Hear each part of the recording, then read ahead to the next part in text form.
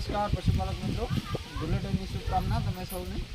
અને અત્યારે આપણે ઉનાળાની સિઝનમાં ઇતરડીની બહુ તકલીફ રહે છે, બરાબર। પશુઓને આનાથી પશુઓને બહુ નુકસાન થાય છે, શરીરમાં લોહી બહુ ચૂસી લે છે અને શરીર વીક પડે છે પશુઓને।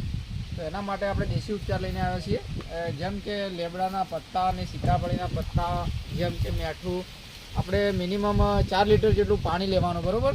એમાં ગરમ પાણીમાં તે બધી વસ્તુ નાખી દેવાની અને ઉકાળવાનું, 2 થી 2.5 કલાક ઉકાળવાનું, બરાબર।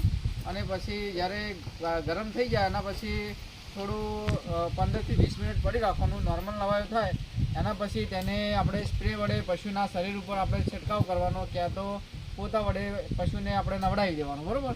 એનાથી શું છે કે પશુને જે કોઈ બી પશુની ચામડી ઉપરનો રોગ હોય તે, અથવા ઇતરડી અથવા જૂ, એવું બધી એમ કે બીમારીઓને નાશ પામે, બરાબર। અને પશુનું શરીર સ્વસ્થ રહે અને આ ઇતરડીવાળો પ્રશ્ન આપણે સોલ્વ થઈ જાય, બરાબર। એટલે આપણે આ પશુ માટે દેશી ઉપચાર કરી શકીએ। ઓકે, ધન્યવાદ।